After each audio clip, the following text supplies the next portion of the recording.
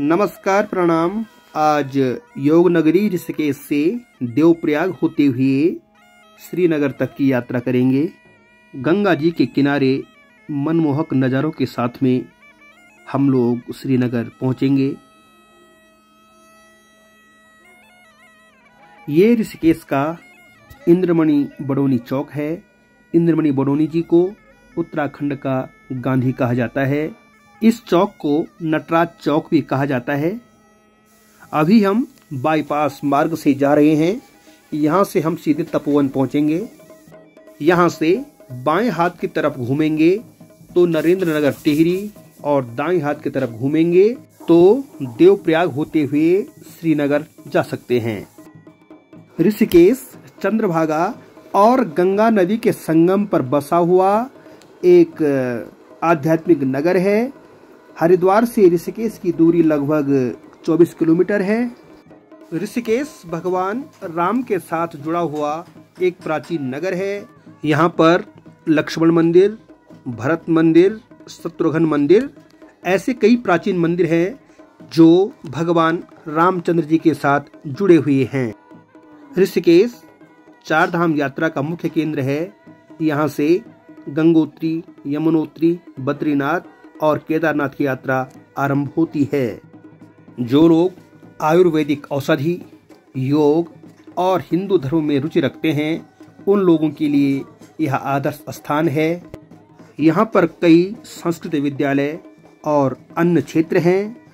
अनेकों आश्रम हैं। बाईपास मोटर मार्ग पर दोनों तरफ आश्रम हैं। आश्रमों के बीच में मोटर मार्ग बहुत संकरा है। दो गाड़ियां क्रॉस होने में बहुत दिक्कत होती है। जाम की स्थिति बन जाती है। यात्रा सीजन और वीकेंड, संडे और सैटरडे को यहाँ पर बहुत जाम लगता है। अब हम तपोवन पहुँच चुके हैं। यह यात्रा का मुख्य केंद्र है। यहाँ पर तीर्थयात्री और सैलानी अत्यधिक मात्रा में देखे जा सकते हैं। ऋषिकेश में 84 कुटिया, त्रिवेणी घाट, परमार्थ निकेतन, गीता भवन, गरुड़ चट्टी, नीलकंठ महादेव आदि अनेक दर्शनीय स्थल हैं। अब हम तपोवन से आगे निकल चुके हैं। यहाँ पर सड़क से कुछ दूरी पर नीर झरना, एक बहुत सुंदर प्राकृतिक झरना है। यह स्थान नीर झरना के नाम से प्रसिद्ध है। नीरगाड भी इस जगह को लोग कहते हैं। और यहाँ पर ऋषिकेश कर्णप्रयाग का एक रेलवे स्टेशन भी बन रहा है। अब हम शिवपुरी पहुंच चुके हैं। शिवपुरी राफ्टिंग और अन्य साहसिक खेलों के लिए एक उपयुक्त स्थान है। देश विदेश से यहाँ पर लोग राफ्टिंग और जंप इन हाइट आदि साहसिक खेलों के लिए आते हैं। इस मार्ग पर यात्रा रोमांच से भरी हुई होती है। हरे भरे जंगल, नदियाँ, पेड़ पौधे और दूर दूर तक फैले मनोहारी दृश्य यात्रा को और भी यादगार बना देते हैं। अब हम ब्यासी पहुंच चुके हैं। ब्यासी यात्रियों के ठहरने के लिए एक बहुत अच्छी जगह है। यहाँ पर पार्किंग की भी व्यवस्था है और पहाड़ियों के ऊपर एक समतल जगह है। यात्री यहाँ पर रुक करके भोजन आदि करते हैं। पहले ब्यासी ही एक जगह थी जहाँ पर यात्री रुक करके भोजन और जलपान करते थे, लेकिन कुछ वर्ष पहले से तीन धारा में यात्री रुकने लगे हैं और ब्यासी से भी अधिक तीन धारा यात्रियों को ज़्यादा पसंद है। इसलिए अब ब्यासी और तीन धारा दोनों जगह लोग रुकते हैं। ऑल वेदर रोड बनने से अब ऋषिकेश से देवप्रयाग, बद्रीनाथ आदि जाने में समय बहुत कम लगता है। अब सड़क काफ़ी चौड़ी बन गई है। ब्यासी के बाद यात्री कौड़ियाला पहुंचते हैं। कौड़ियाला में यात्रियों के लिए कई कैंप हैं और कैंपों में यात्री रुकते हैं। बद्रीनाथ ऋषिकेश मार्ग पर सिंगटाली एक बहुत प्रसिद्ध जगह है। यहाँ पर बहुत पुराना झूला पुल है जो पौड़ी और टिहरी दो जनपदों को जोड़ता है।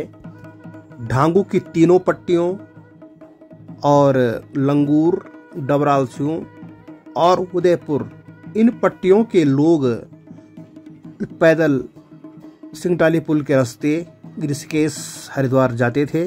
द्वारी खाल की ढांगू पट्टी के दाबड़ गांव से एक मोटर सड़क सिंगटाली के लिए कट चुकी है, लेकिन सिंगटाली में मोटर पुल न बनने के कारण यह सड़क बंद पड़ी हुई है। अगर सिंगटाली में मोटर पुल बन जाए तो पौड़ी, रुद्रप्रयाग, चमोली और कुमाऊं के लोगों के लिए भी जो देहरादून आने वाले हैं उनके लिए तो कम से कम 20 से 30 किलोमीटर की दूरी कम हो जाएगी और इस क्षेत्र के लोगों के लिए भी रोजगार के अवसर खुल सकते हैं। तीर्थयात्री और पर्यटक इन स्थानों में भी जाने लगेंगे, लेकिन उत्तराखंड सरकार और जनप्रतिनिधियों की उदासीनता के कारण सिंगटाली का पुल नहीं बन पा रहा है और यह पुल न बनने के कारण यह क्षेत्र विकास की दौड़ में पिछड़ता जा रहा है। ऋषिकेश से श्रीनगर जाते हुए पूरी यात्रा गंगा जी के किनारे किनारे होती है और गंगा जी का मनोहारी दृश्य मन को मोहित कर लेता है। चार धाम यात्रा के समय इस मोटर मार्ग पर बहुत भीड़ भाड़ रहती है। अब हम कुछ ही देर में इस यात्रा मार्ग की जानी पहचानी जगह तोता घाटी में पहुंचने वाले हैं। ऐसा सुनने में आता है कि यहाँ पर बहुत पथरीली चट्टान थी, इस चट्टान को कोई नहीं काट पाया तो तोताराम नाम के एक ठेकेदार ने इस पहाड़ी को काटा और तब से यह स्थान तोता घाटी के रूप में प्रसिद्ध हो गया। सामने जहाँ पर ये मोबाइल के टावर दिख रहे हैं, ये बछेली खाल है और सतपुली, कलजी खाल आदि से आने वाले लोग ब्यास घाट होते हुए ब्यास घाट से पैदल बछेली खाल में आते थे और बछेली खाल से फिर गाड़ी पकड़कर ऋषिकेश की तरफ जाते थे। अब हम पहुंच चुके हैं तीन धारा। तीन धारा यात्रियों के रुकने का इस समय सबसे मुख्य स्थान है। यहाँ पर यात्री रुकना पसंद करते हैं और भोजन, जलपान आदि करके फिर यहाँ से अपने गंतव्य की तरफ जाते हैं।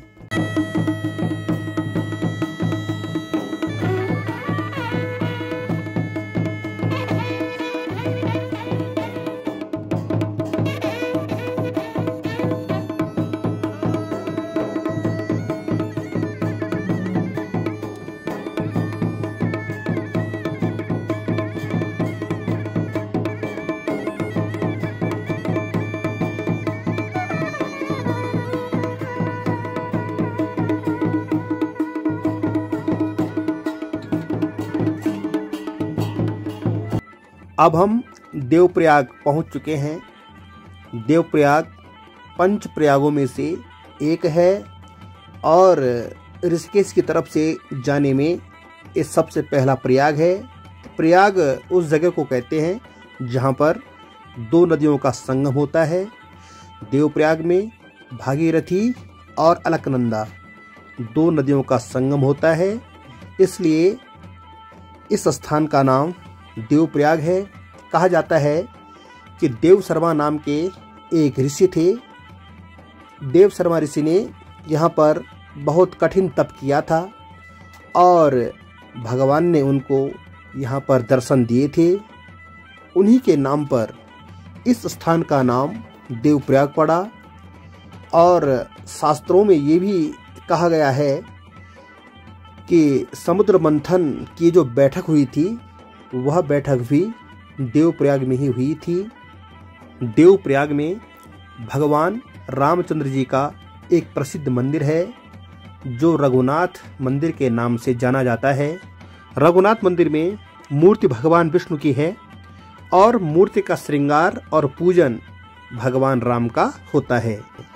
कहा जाता है कि जब भगवान रामचंद्र जी ने रावण का वध किया था तो भगवान राम पर ब्रह्म हत्या का पाप लग गया था और जब अपने कुलगुरु वशिष्ठ से रामचंद्र जी ने इस श्राप के बारे में बात की तो वशिष्ठ जी ने कहा कि आपको देवप्रयाग संगम में जाना चाहिए और वहाँ पर आपको स्नान और तप करना चाहिए, तब आप ब्रह्म हत्या के शाप से मुक्त हो सकते हैं। भगवान रामचंद्र जी ने फिर इसी संगम में स्नान किया और संगम के ठीक ऊपर 12 वर्ष तक भगवान राम ने यहाँ पर तप किया और तप करने के बाद भगवान रामचंद्र जी ब्रह्म हत्या के शाप से मुक्त हुए। देवप्रयाग का रघुनाथ मंदिर भगवान विष्णु के 108 मंदिरों में से एक है। रघुनाथ मंदिर मुख्यतः नागर शैली का मंदिर है और इस मंदिर को कत्यूरी शैली का मंदिर भी कहा जाता है। भागीरथी नदी का उद्गम स्थल गोमुख है और अलकनंदा नदी बद्रीनाथ से निकलती है और बद्रीनाथ मंदिर के ठीक नीचे से यह नदी आती है और देवप्रयाग में भागीरथी और अलकनंदा नदी का संगम होता है। इसके बाद व्यास घाट होते हुए ऋषिकेश और ऋषिकेश के बाद हरिद्वार और हरिद्वार के बाद फिर इलाहाबाद में गंगा यमुना और सरस्वती का संगम होता है। ठीक सामने यह रघुनाथ मंदिर है।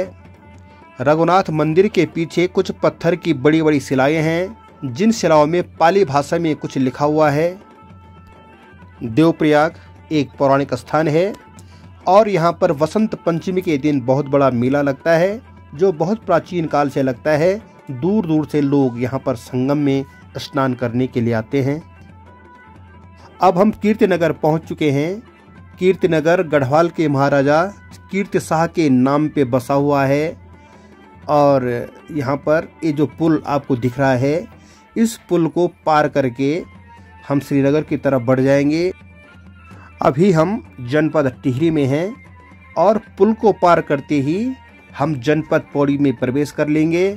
यहाँ से श्रीनगर की दूरी लगभग 5 किलोमीटर है। श्रीनगर में हेमवती नंदन बहुगुणा गढ़वाल विश्वविद्यालय, base hospital, SSB camp, polytechnic और कई बड़े बड़े संस्थान हैं। श्रीनगर 5 जनपदों का एक मुख्य बाजार है और यहाँ पर आवश्यकताओं की सभी वस्तुएं उपलब्ध हो जाती हैं। श्रीनगर बद्रीनाथ केदारनाथ यात्रा का मुख्य पड़ाव है। यहाँ पर होटल, धर्मशालाएं, खाने पीने का सामान और आवश्यकताओं का सभी सामान आसानी से उपलब्ध हो जाता है। वीडियो आपको कैसा लगा आप कमेंट करके ज़रूर बताएं। मेरे साथ यात्रा में बने रहने के लिए बहुत बहुत धन्यवाद। मिलते हैं अगले वीडियो में, तब तक के लिए नमस्कार, प्रणाम।